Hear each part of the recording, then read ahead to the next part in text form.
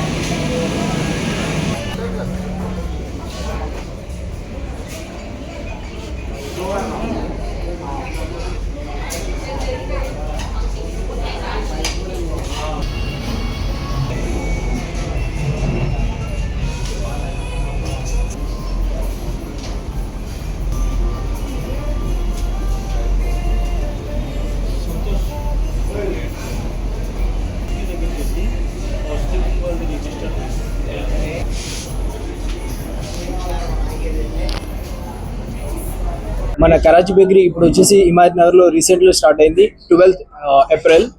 ఇక్కడ వెరైటీస్ వచ్చేసి మనకు 30 minutes లో కేక్ ప్రొవైడ్ చేస్తున్నాం మనం కస్టమర్స్ కి. And at the same time మన దగ్గర కెఫేలో వచ్చేసి cookies, New York cookies with softy ice creams and different varieties of cakes and రస్బార్. We are introducing some rasbar variety sweets and we have the chocolates and fun chocolates for the kids and cakes and desserts. ఇంతే కాకుండా మనకి ఎన్నో రకాల varieties ఇక్కడ మనకు available లో ఉన్నాయి. అవన్నీ మనకు రీజనబుల్ ప్రైస్ లో మన కస్టమర్లందరికీ అనుకూలమైన విధంగా అండ్ కస్టమైజేషన్ హ్యాంపర్స్ కూడా మనకి ఇక్కడ అవైలబిలిటీ ఉన్నాయి. దాంట్లో మనకు కస్టమర్ కు నచ్చిన విధంగా హ్యాంపర్ ప్యాకింగ్ కే కానీ అండ్ కేక్ ప్రిపరేషన్ కానీ కస్టమైజేషన్ ఆప్షన్స్ ఉన్నాయి మనకు ఇక్కడ. మనకు వచ్చేసి కెఫేలో కర్నూలులో జర్నలిస్టులకు టోపీల పంపిణీ కార్యక్రమం. కర్నూలు నగరంలోని సమాచార శాఖ భవన ప్రాంగణంలో రాయలసీమ జర్నలిస్ట్ వెల్ఫేర్ అసోసియేషన్ ఆధ్వర్యంలో ప్రత్యేక కార్యక్రమం నిర్వహించారు. అసోసియేషన్ అధ్యక్షుడు K. శ్రీనివాసులు ఆధ్వర్యంలో వేసవిలో జాగ్రత్తలు పాటిద్దాం, ఆరోగ్యం కాపాడుకుందాం అనే నినాదంతో జర్నలిస్టులకు టోపీలు పంపిణీ చేశారు.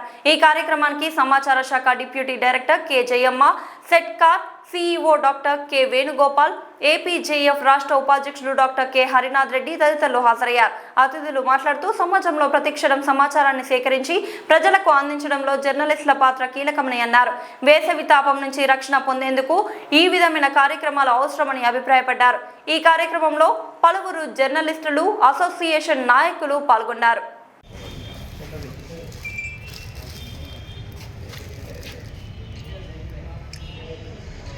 ఓకే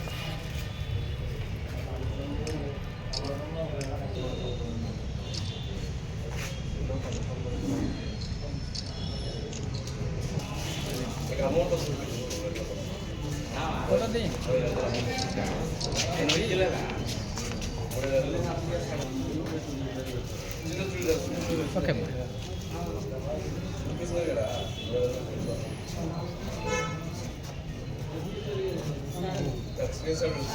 మేడం మేడం ఇవ్వండి.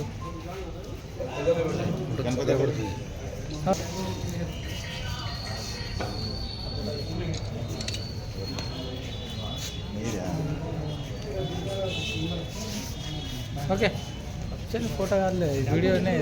Okay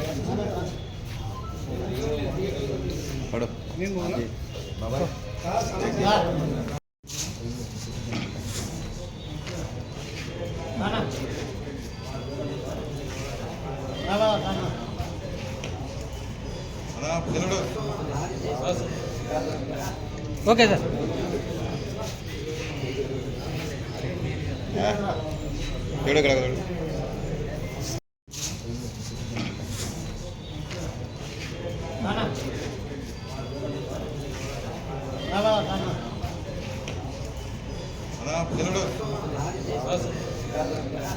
okay sir.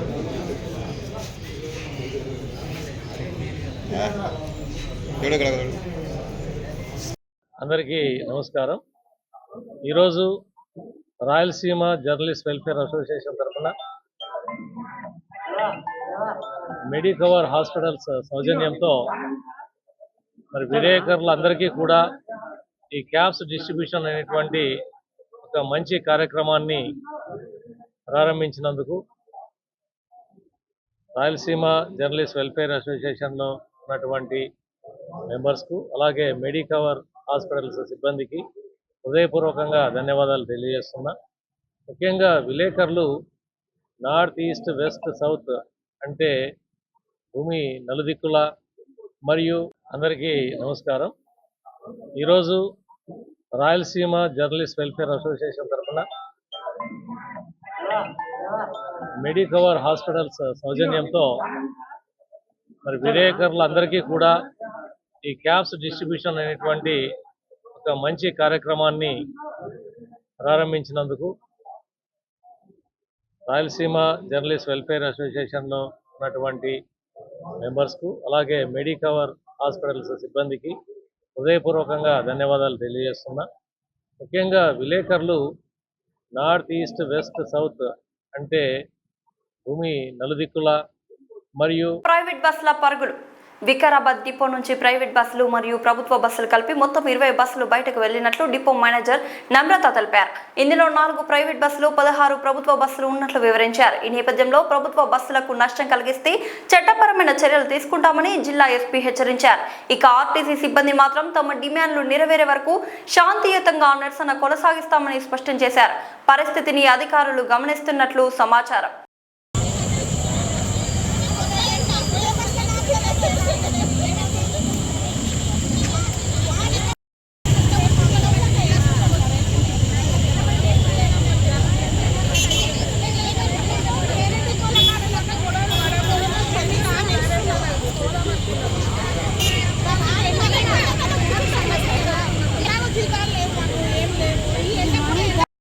Vijayawada court complex లో లిఫ్ట్ లో ఇరుక్కుపోయిన న్యాయవాదులు.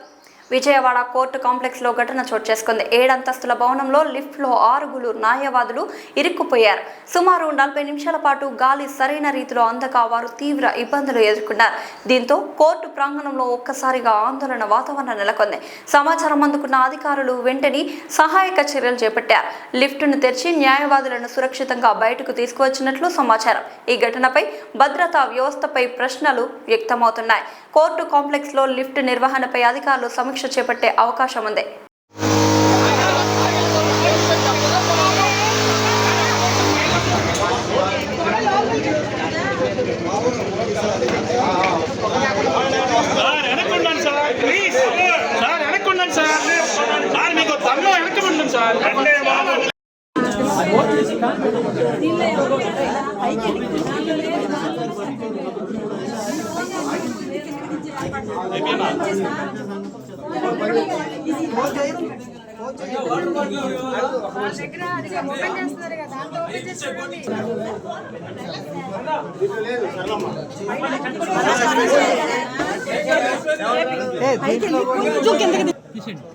బటన్స్ వరకు తీ పైన కోటి ఇచ్చారంగా కోటి డాగిట్ ఇచ్చాను డాగిట్ తీసి ఇచ్చావా ఇసుకుంటాడు ఇచ్చారు బ్యాట్స్ ఉన్నాయి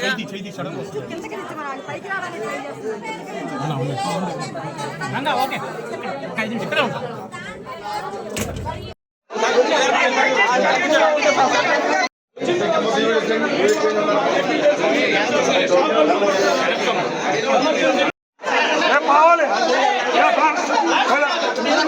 పదంగా బాబు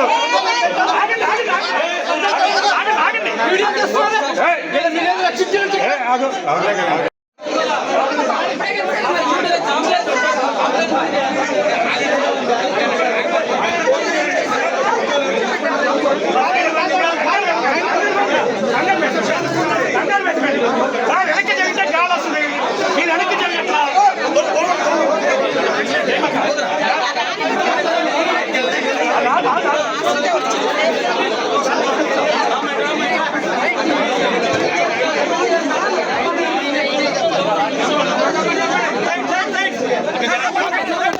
బాగానే ఉన్నాడు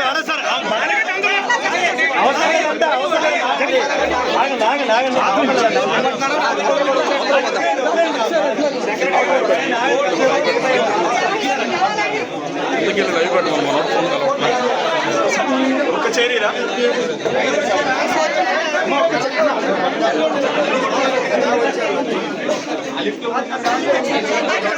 సికింద్రాబాద్ అడవి మైసమ్మ ఆలయాన్ని సందర్శించి ప్రత్యేక పూజలు. సికింద్రాబాద్ లోని ఐడిహెచ్ కాలనీలో ఉన్న శ్రీ అడవి మైసమ్మ దేవాలయాన్ని central zone additional DCP J Narasaiah సందర్శించి ప్రత్యేక పూజలు నిర్వహించారు. అనంతరం మీడియాతో మాట్లాడుతూ శాంతి భద్రతల పరిరక్షణ పోలీసుల అహర్నిశలు పనిచేస్తున్నారని తెలిపారు. ఆలయాల్లో ఇటీవల జరుగుతున్న దొంగతనాలపై పోలీసులు అప్రమత్తంగా ఉన్నారని, పార్థివాడలో జరిగిన విగ్రహ చోరీ కేసును గంటల్లోనే ఛేదించామని తెలిపారు. భవిష్యత్తులో ఆలయాల వద్ద సీసీ కెమెరాలు ఏర్పాటు చేసి మరింత భద్రత కల్పిస్తామని వెల్లడించారు. అలాగే గంజాయి సేవించి అల్లరి చేసే వారిపై కఠిన చర్యలు తీసుకుంటామని హెచ్చరించారు. ప్రజల సహకారంతో శాంతి భద్రతలు మరింత బలపడతాయని ఆయన పేర్కొన్నారు.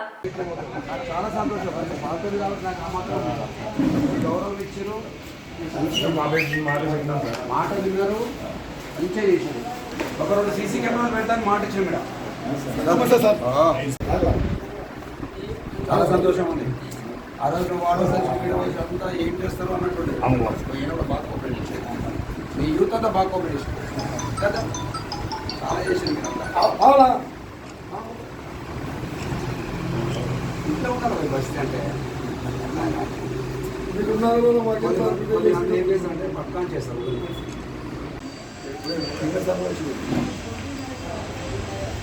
జబర్దస్త్ మీతో సంబంధం పెట్టాలి. ఎంత రేపు 2-3 రోజులే ఇంకా ఆటిస్తాం మాకు.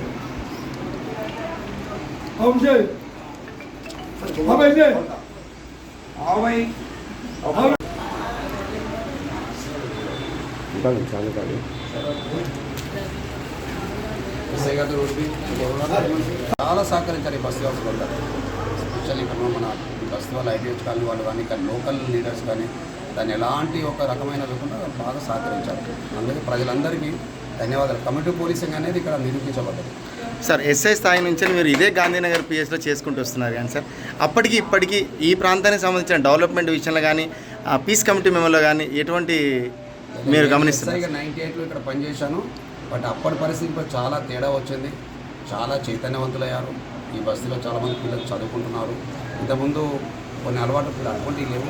నేను చూసిన తర్వాత ఒక దగ్గర 28-29 ఇయర్స్ తర్వాత మళ్ళీ నేను ఏసీపీ చికట్పల్లిగా చేసినా కూడా ఇది కూడా నాకు కంట్రోల్ లేదు. నేను కంటిన్యూస్గా ఈ బస్తీ వాళ్ళతో మాకు సహకారాలు ఉన్నాయి, ఫ్రెండ్షిప్ ఉంది, వాళ్ళతో మనకు సమయం ఉంది. కాబట్టి ఎటువంటి సంఘటన జరిగినా వాళ్ళు మాకు మన పోలీస్ అధికారులు మనము ఇక్కడ ఏం అవాంఛనీయం చేయడానికి మాకు సహకరించారు. చాలా బస్తీలో చాలా మంచి డెవలప్ అయ్యారు. ఇంకా డెవలప్ కావాలని కోరుకుంటున్నాను. సార్ ఎక్కువ శాతాన్ని కూడా బన్సల్పేట్ డివిజన్కి సంబంధించి గంజాయి విషయంలో పోకిరీలు ఆకతాయిలు ఎక్కువైపోయినాయని చెప్పని మహిళలు చాలా వరకు కూడా గాంధీనగర్ పిఎస్లో ఫిర్యాదు చేసినట్టు సందర్భం. అటువంటి స్పెసిఫిక్ ఇన్సిడెంట్స్ ఉంటే కంపల్సరీ మేము ప్రజలకు విజ్ఞప్తి చేస్తున్నాం. ఎక్కడైనా ఎలాంటి ఇబ్బంది ఉన్నా డయల్ 100 కాల్ చేయమని మేము విజ్ఞప్తి చేస్తాం. 100కు కాల్ చేస్తే డెఫినెట్గా మీ దగ్గర పోలీస్ 5 నుంచి 10 నిమిషాల దగ్గర వస్తుంది. అటువంటి వాళ్ళని పట్టుకొస్తాం. నిజంగా ఉంటే కఠినమైన చర్యలు తీసుకుంటాం. పోలీస్ బ్లూ కోడ్ వ్యవస్థ, పెట్రోల్ కార్ వ్యవస్థ, సెక్యూరిటీ వ్యవస్థ అనేది ఉన్నది. మీరు చూడండి, టెస్ట్ చేయండి కావాలంటే. ఒక డయల్ 100 కాల్ చేయండి, 10 మినిట్స్ మీ దగ్గర పోలీస్ వస్తారు. ఎక్కువ శాతాన్ని కూడా ఇక్కడ పెట్రోలింగ్ వ్యవస్థలో చాలా జాప్యం కనబడతా ఉందనేసి. అటువంటిదైతే నేను జాప్యం ఉంటే మీరు డెఫినెట్గా కంప్లైంట్ చేయొచ్చు. డీసీపీ గారు కంప్లైంట్ చేయొచ్చు, మాకు కంప్లైంట్ చేయొచ్చు, ఏసీపీ ఉంటాడు కంప్లైంట్ చేయొచ్చు. 100 డయల్ చేసి మీరు చూడండి ఎంతసేపటి వస్తారు. వచ్చిన తర్వాత మీ బస్సులో సపోజ్ ఆకతాయిలో పెడదా ఉంది, మీరు మాకు రిపోర్ట్ చేయండి. డెఫినెట్గా అటువంటి పెడదాం మేము తీసేస్తాం. అమ్మాయిల మీద ఇప్పుడు ఆకతాలు, దొంగతనాలు, ఇటువంటి న్యూసెన్స్ ఎక్కడ ఏదున్నా డయల్ 100 చేయండి. మేము రెస్పాన్సిబుల్ పోలీసు ఉన్నది, అన్ని కంప్లైంట్ అటెండ్ చేస్తాం. ఎటువంటి ప్రజలకు ఎలాంటి ఇబ్బందులు ఉన్నా మేము పోలీస్ తరఫున వాటిని నివారించడానికి అన్ని రకాల చర్యలు కఠినంగా ప్రజలకు అనుకూలంగా పనిచేస్తాం. రాష్ట్రంలోని ప్రతి ఆలయాన్ని ఆధ్యాత్మిక శోభతో అభివృద్ధి చేస్తున్న మంత్రి ఆనం పొదలకూరు మండలం వీరువూరు గ్రామంలోని శ్రీ సీతారామచంద్ర స్వామి దేవస్థానం మహాకుంభాభిషేకం ఘనంగా జరిగింది. ఈ కార్యక్రమానికి దేవాదాయ శాఖ మంత్రి ఆనం రామనారాయణ రెడ్డి, ఎమ్మెల్యే సోమిరెడ్డి చంద్రమోహన్ రెడ్డి హాజరయ్యారు. ఈ సందర్భంగా మంత్రి మాట్లాడుతూ రాష్ట్రంలోని ప్రతి ఆలయాన్ని ఆధ్యాత్మిక శోభతో అభివృద్ధి చేస్తున్నామని తెలిపారు. వీరువూరు ఆలయాన్ని 50 లక్షల వ్యయంతో పునర్నిర్మించినట్లు తెలిపారు. రాష్ట్ర వ్యాప్తంగా 5,900కు పైగా ఆలయాలకు ధూప దీప నైవేద్య పథకం కింద నిధులు అందిస్తున్నామని, 600కు పైగా పురాతన ఆలయాల పునర్నిర్మాణం కొనసాగుతుందని మంత్రి వెల్లడించారు. రాజా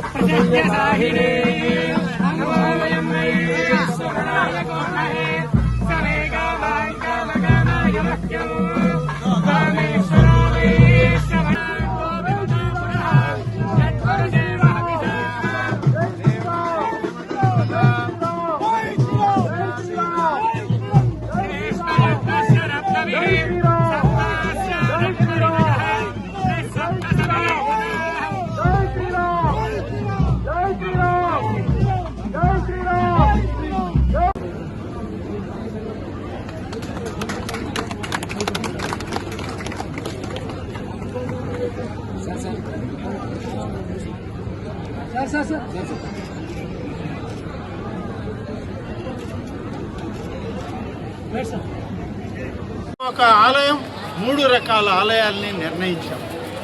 5 నుంచి 7 సెంట్లు స్థలం కానీ ఉంటే ఆ ప్రాంతంలో దానికి 20 లక్షల రూపాయలు ఇస్తుంది. 9 నుంచి 12 సెంట్లు ఉన్నటువంటి స్థలం కానీ ఉంటే ఆ ప్రాంతంలో 30 లక్షల రూపాయలు ఇస్తుంది. 15 సెంట్ల పైన స్థలం ఉంటే 40 లక్షల రూపాయలు ఇచ్చి కొత్త ఆలయాన్ని నిర్మాణం చేసి ఏ ప్రాంతంలో అయితే ఆలయాలు లేవో ఆ ప్రాంతాల్లో ఆ గ్రామాల్లో ఆ యొక్క వాడల్లో కొత్త ఆలయాలు నిర్మాణం చేసి ఆ ఆలయాలు కూడా పూజా కైంకర్యాలకి నెలకు 10,000 రూపాయలు ధూపదీప నైవేద్యాల కింద ఇవ్వడానికి ఇవాళ ఈ ప్రభుత్వం చిత్తశుద్ధితో పనిచేస్తుంది. మొదలుపెట్టాము కార్యక్రమాలు అనేక దగ్గరలా. మరి ఇవాళ ఇరువురు గ్రామంలో సీతారామాంజనేయ స్వామి ఆలయం పునర్నిర్మాణం చేసుకొని గ్రామమే కాదు గ్రామంలో ఉన్న ప్రతి కుటుంబానికి ఉన్నటువంటి బంధువర్గం, స్నేహితులు, చుట్టుపక్కల గ్రామాల వాళ్ళు, చుట్టుపక్కల ప్రాంతాల వాళ్ళందరూ వచ్చి ఆ స్వామి యొక్క అమ్మవారి యొక్క ఆశీస్సుల కోసం ఇక్కడికి ఏ విధంగా వస్తున్నారో ప్రతి గ్రామంలో కూడా అదే భావం రావాలి, అదే దైవ సాన్నిధ్యం రావాలి, ఆధ్యాత్మికత ఈ రాష్ట్రంలో ఉట్టిపడాలనే ఇంత పెద్ద ప్రయత్నం చేస్తూ ఉంది. వీటన్నిటితో పాటు రాబోయే సంవత్సరం పుష్కర కాలం, గోదావరి పుష్కరాలు వస్తున్నాయి 2027 జూన్. దాని తర్వాత మరొక సంవత్సరం 2028 కృష్ణా పుష్కరాలు వస్తున్నాయి ఈ రాష్ట్రంలో.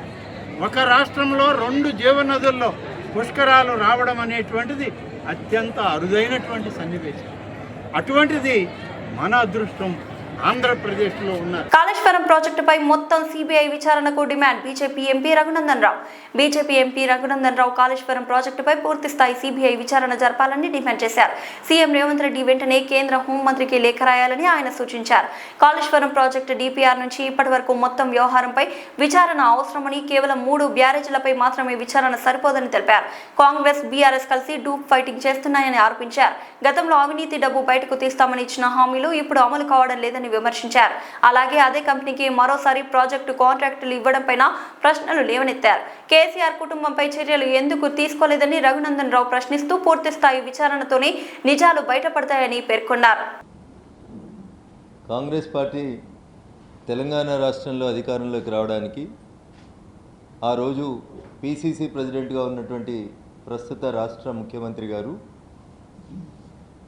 టీఆర్ఎస్ పార్టీ కాళేశ్వరం ప్రాజెక్టు పేరిట 1,00,000 కోట్ల రూపాయల అవినీతి చేసిందని, తాము అధికారంలోకి వచ్చిన మరుక్షణం 2 నెలల్లోపు కేసీఆర్ మీద విచారణ జరిపి చెర్లపల్లి జైల్లో ఇందిరమ్మ ఇల్లు కట్టించి దాంట్లో కాళేశ్వరం పేరిట దోసుకున్నటువంటి వాళ్ళందరినీ కూడా చెర్లపల్లి జైల్లో పెడతామని చెప్పినారు.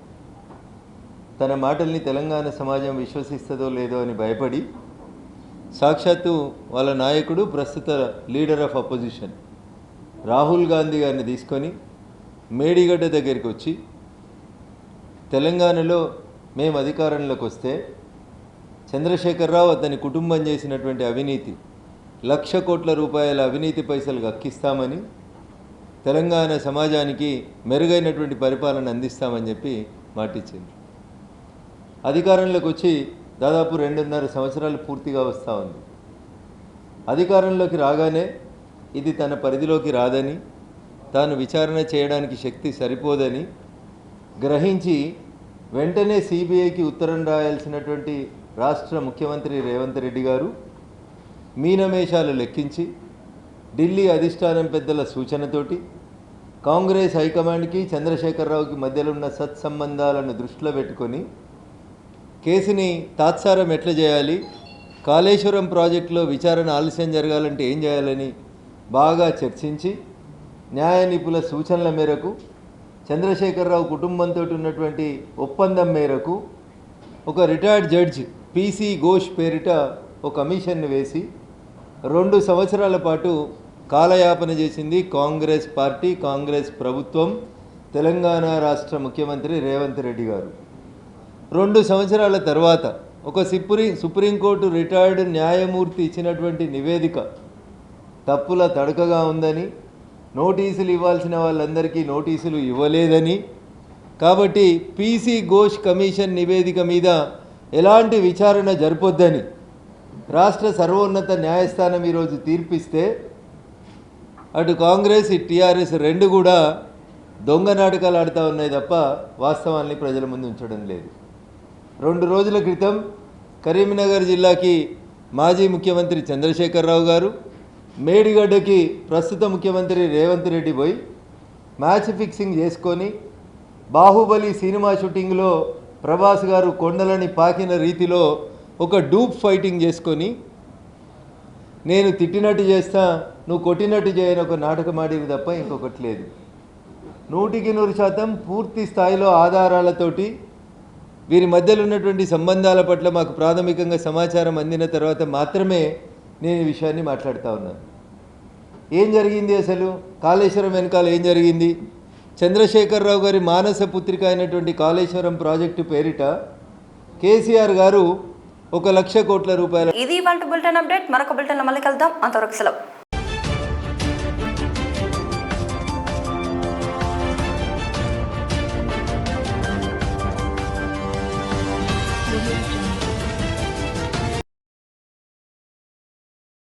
నమస్తే, వెల్కమ్ టు D9 టీవీ. నేను మీ Ramadevi. Sri Chaitanya group of schools, Balajinagar, Korremla పాఠశాల విద్యార్థులకు విద్యా నైపుణ్యంతో పాటు పాఠ్యేతర అంశాల కలయికతో కూడిన సంపూర్ణ విద్యను అందిస్తోంది. భాషా నైపుణ్యాలలో భాగంగా రాయడం, చదవడం, అవగాహన మరియు వ్యాకరణం, గణిత ప్రయోగశాల అంటే మ్యాథ్ ల్యాబ్ ఆధారంగా గణితాన్ని బోధించడం, సైన్స్ ప్రాజెక్టులు మరియు సైన్స్ పరికరాల ద్వారా విద్యాబోధన, స్పోకెన్ ఇంగ్లీష్ పైన ప్రత్యేక తరగతులు, కళలు మరియు క్రాఫ్ట్, డ్రాయింగ్, పెయింటింగ్ మరియు సృజనాత్మకత, శారీరక విద్య, క్రీడలు, ఆటలు మరియు ఫిట్నెస్, పాఠ్యేతర కార్యకలాపాలు అంటే extra curriculum activities, dance, robotics, communication skills, field trips, abacus, IIT olympiad, NCC, taekwondo మరియు యోగా. విద్యా ప్రణాళిక, సిలబస్ సిబిఎస్ఈ కరికులం.